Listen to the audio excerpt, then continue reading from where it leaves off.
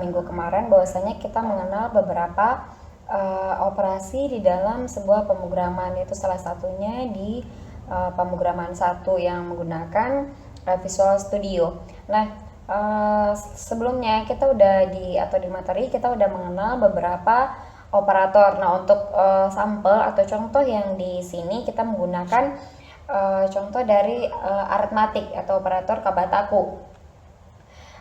Oke, untuk tidak memperpanjang atau menjelaskan lebih detail, kita masuk ke penggunaan komponen.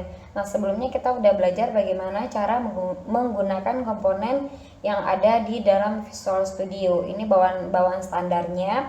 Nanti apabila kita membutuhkan beberapa komponen, nanti kita bisa tambah di data di sini, di view di sini. Nanti kita menambah beberapa yang akan kita butuhkan, misalkan seperti penambahan atau mengkoneksikan yang dengan database.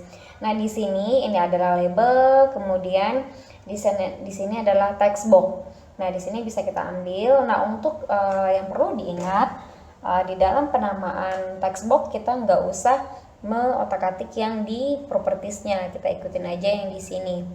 Nah, yang di sini karena nanti di name-nya ini adalah variabel atau sebuah yang akan kita panggil pada saat pengkodingan. Ini textbox 1, textbox 2,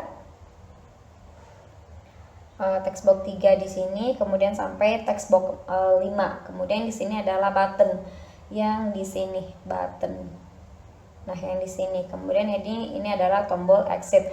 Oke, untuk menjalankan program atau sebuah sampel yang sangat sederhana sekali, kita double klik dari button tersebut, kemudian nanti di sini akan kita bikin logikanya. Nah, di sini kita membuat sebuah contoh memberikan sebuah nilai value untuk hasil dari sebuah bilangan desimal dan menghitung nilai akhir dari sebuah nilai tugas mandiri, UTS, kemudian UAS. Nah, sebelum kita membuat sebuah codingannya, kita harus memperkenalkan yang namanya itu adalah variabel. Nah, variabel apa aja sih yang akan kita gunakan di dalam form tadi, yaitu adalah TM, UTS, UAS, kemudian akhir. Nah, kalau variabelnya sama, tipe variabelnya sama, kita hanya memisahkan dengan tanda koma saja.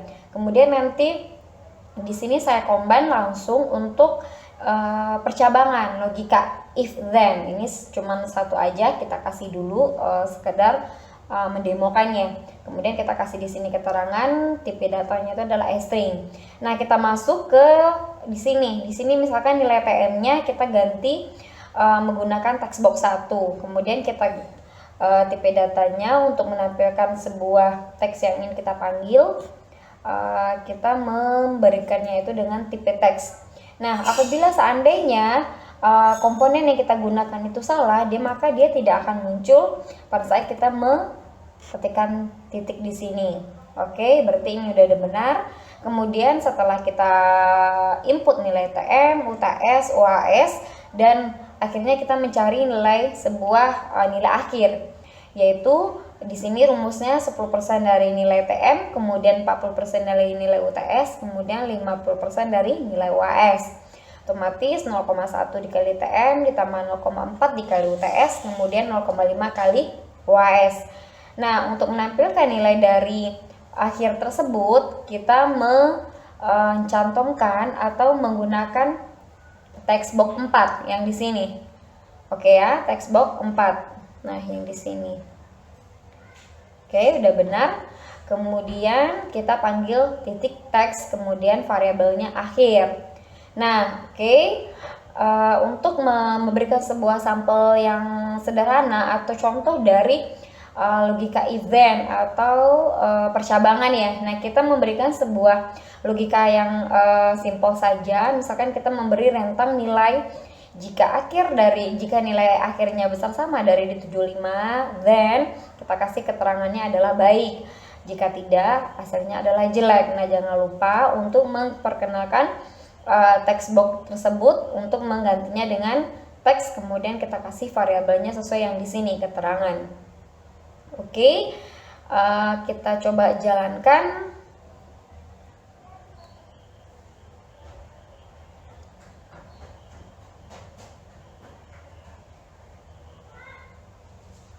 Sambil menunggu. Oke, nah misalkan saya uji aja langsung 100 di sini, kemudian 100 kita proses. Nah, hasilnya akan baik. Nah, misalkan saya ganti di sini misalkan 40, di sini 60 atau di sini misalkan 74, kita proses. Nah, dia akan mengeluarkan komen jelek dan nilai akhirnya 53,4. Nah, itu mungkin kira-kira penggunaan dari operator aritmatik dan logik di contoh yang sangat sederhana ini. Mudah-mudahan semuanya paham. Saya akhiri dengan Assalamualaikum warahmatullahi wabarakatuh.